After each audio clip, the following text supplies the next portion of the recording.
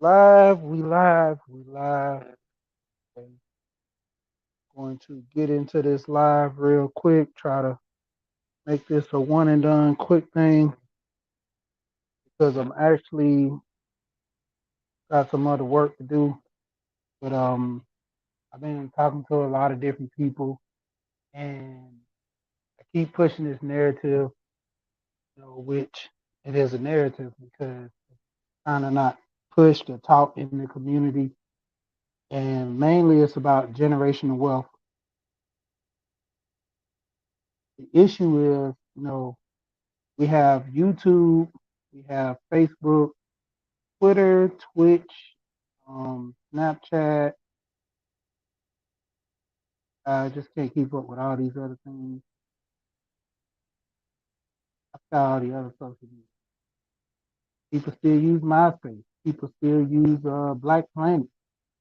To a degree, they have all these social media sites, but we just going on there for the entertainment. Nobody's really going too much for the knowledge. And the issue is for us to have an understanding of what we're doing.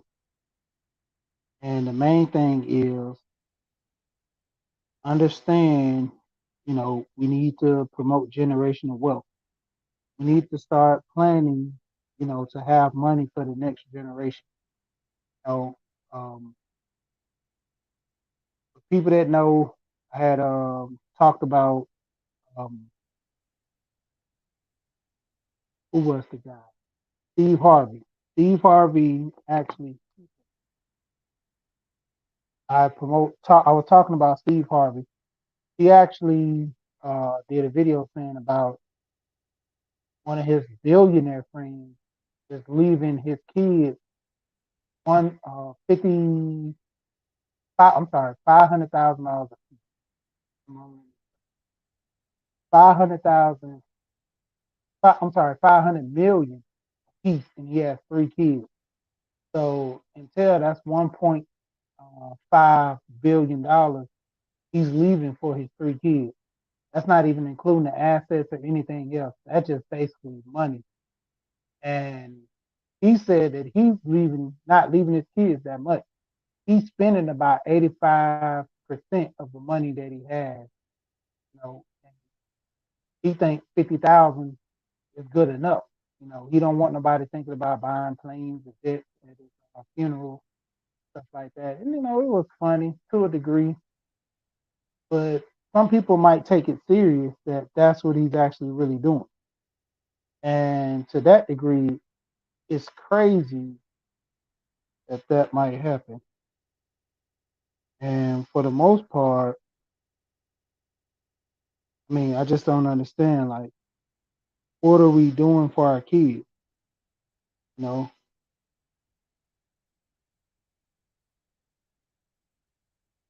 I don't even know what this is going through.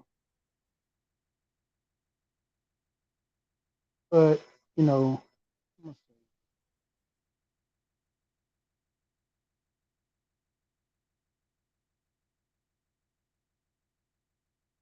but for the most part, I want to go ahead and, relay some messages, the videos that I'm going to be putting out for this broadcast, talking about if, you are having this situation to where, you're doing this for your kids.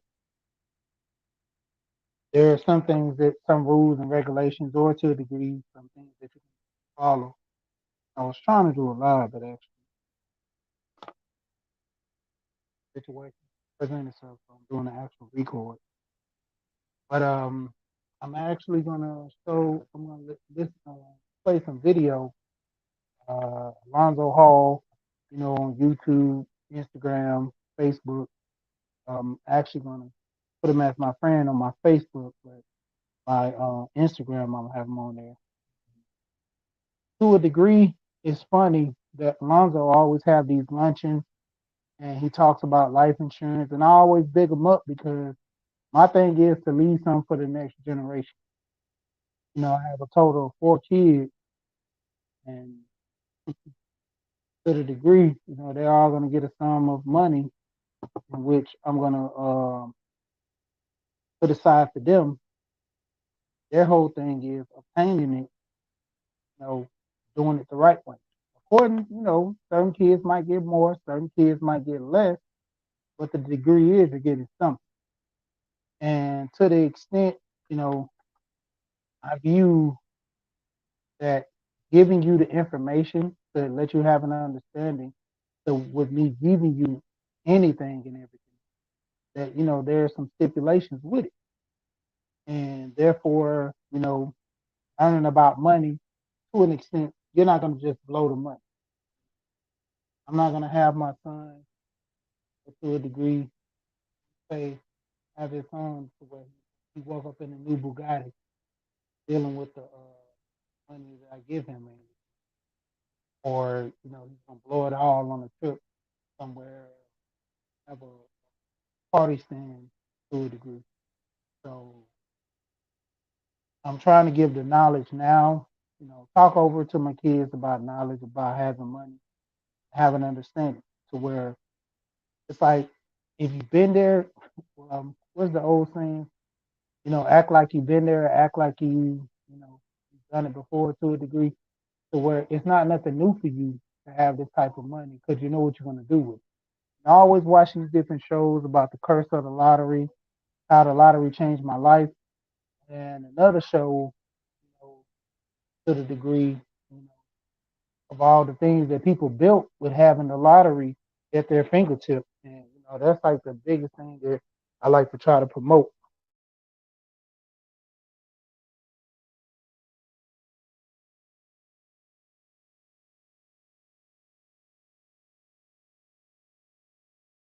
Yeah.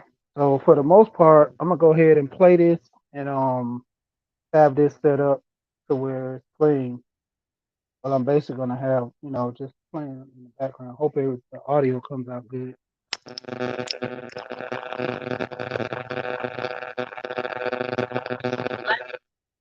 Um, and what is what is my legacy? So I found some quotes, and first it says, "If you don't leave a legacy, then who will? Let's do before I get." And many times we have to think, if legacy, if I'm leaving a legacy to my children, or if I die today or tomorrow, what will my children have, or what will my loved ones have as a result of me not here? So for me, I have three children. So every time, anything that I do, I thank Charles for saying I have not aged since high school. However, the clock is ticking in this thing called life. So I have to think about what is it that I'm leaving for them. So what is the actions of today will speak to the future or speak to my tomorrow. So I have to start now, or I should have started before now. And if you haven't, it's not too late. But as long as there's an opportunity to get it right, there's an opportunity for us to get to our next. So one of my things is get ready for your next thing now. One thing we made, my plan is to live until 101. I hope God is with me in that plan. In the event that it does not happen, I know my children will be covered. All right. If you, the other quote, it says, if you're going to live, leave a legacy, make a mark on the world that cannot be replaced. Even as a parent, if you have your parents, I have the experience that both my parents have, so I am their legacy. I carry the namesake, all of those things, but also say, what is your mark? Are your children? I want my children to be able to go to college and not worry about the finances of it. I want my children to be able to buy a home and not worry about where I'm going to get the money. Being the first myself as a first generation college grad, a first in my family to become a doctor, there were a lot of things of looking at a trailblazer. Did I do it for me, honestly? Ask that question, what is your why? My why, a lot of people say their why is their children. My why was my family. Because my children, and I know this makes sense, they get what they get in terms of the lifestyle is what they're accustomed to. However, my parents, I know the sacrifice that they made for me to come. So they were my why, but now my children, they reap the benefit of my why. Legacy as a means is the amount of money or property left to someone in a will. So that's very important because many people, and I like to say, many people of color, we will leave this transition without leaving legal documents in place for if for our children or for family members. And if not, what we find is that's when the fight is over who gets what, or she said I was supposed to have. Well, you can't argue if it's in black and white. Or you can argue, but you can't get it, right?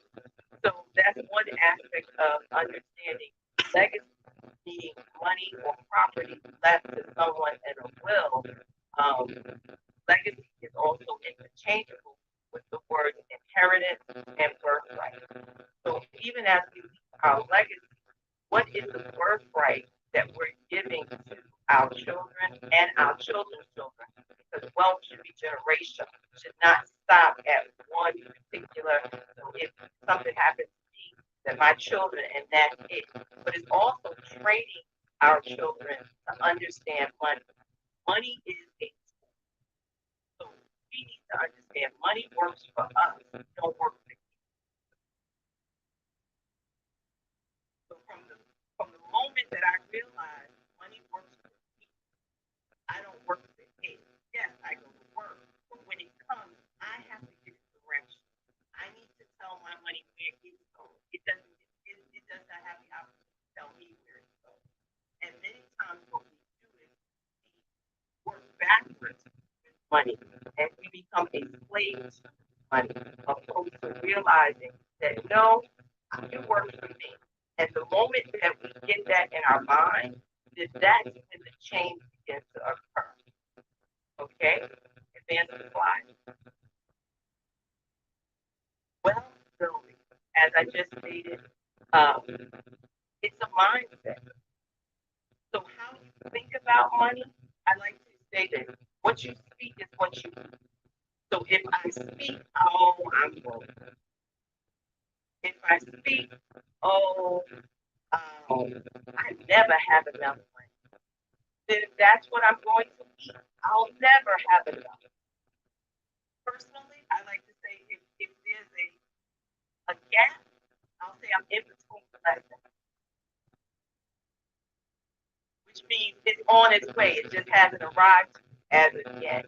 So when we change our mindset about money, what we begin to do is say, okay, where am I directing myself? So when I change my mindset, I also need to learn how to write things down. It's like building a budget. I like to use this analogy, think about it, and go type it in the chat. How many of you have gone to the 99-cent store and only came out of the store with something that was 99 cents?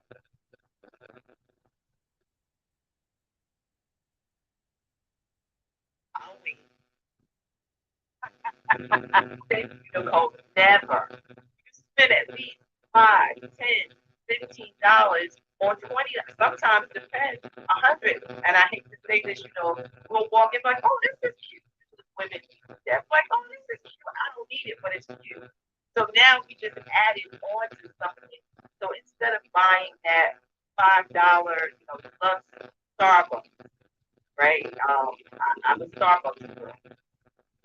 But instead of spending $5 on coffee or whatever it is that you may like, you need to say, okay, how do I now take that $5 and give it direction? Because it will accumulate over time.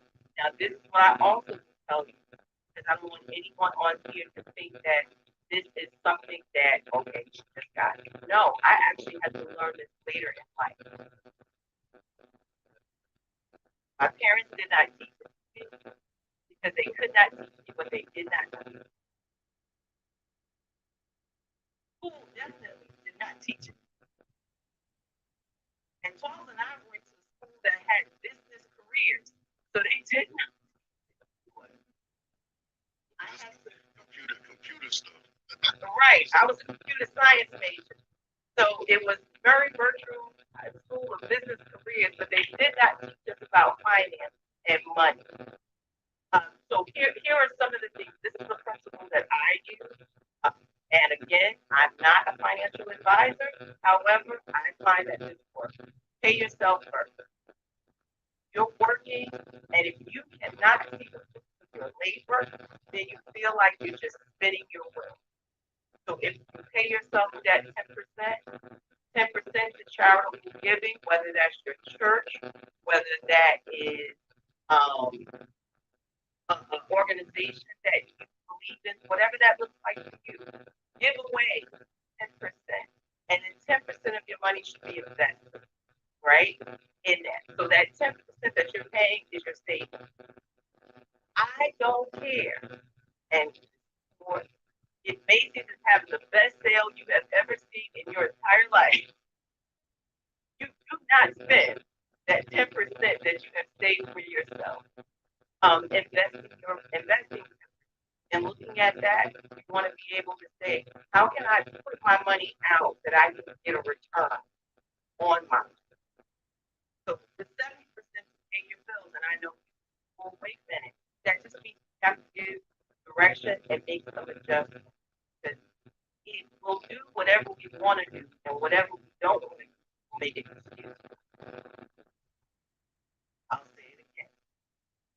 We do what we want to do, and whatever we don't want to do, we will make it excuse. So I said again, here's a charitable giving, that's optional. But if you can at least start with paying yourself first and investing, then I think you feel better because the more that you see your account grow, your bank account grows, you feel more empowered. The more you see your investment grow, because you're only as wealthy as you can be, as you can live without working. So if you can only live two paychecks, then you only paycheck wealthy. And you have to figure out what is it that I want to do. There has to be a plan. Develop multiple streams of income. And looking at who I am, I write books. I'm an agile professor. There are other things. There's some other things that I did not put in. I help other people write books. That becomes multiple streams of income, investment. So what's working for me while think about it from that aspect. All right, advance the slide. Protect your family. You know, as I told you, I grew up in New York, grew up in Harlem, and I'm the youngest of seven. I have four brothers. If someone even thought they were going to bother me, my brothers were going to protect me. My sisters, but my brothers are going to protect me. Think about that in the same financial and wealth. Protect your family. If something was to happen to you, well, how you protect the ones that you love, that they're not struggling. I have this saying about life insurance, and now please know this is the opinion of Elaine Sanders, okay? Not Charles and then anyone else on it. When we look at funerals, when people are crying a whole lot, it's because they're left with a whole lot of debt. When someone has left you financially secure, you're crying because you miss them, but you also know you still live your life as if they were there, being financial. When that hardship comes, when you're trying to figure out how do I pay the mortgage, how do I do these things, so protect your family. So remember,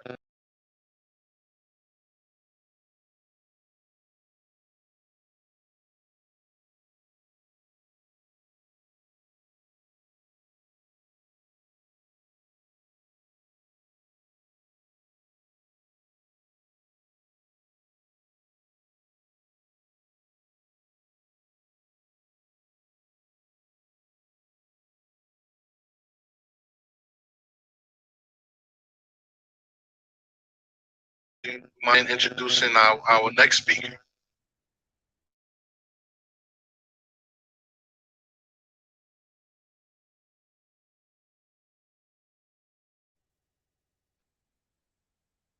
pretty much I'm gonna go ahead and try to end this. But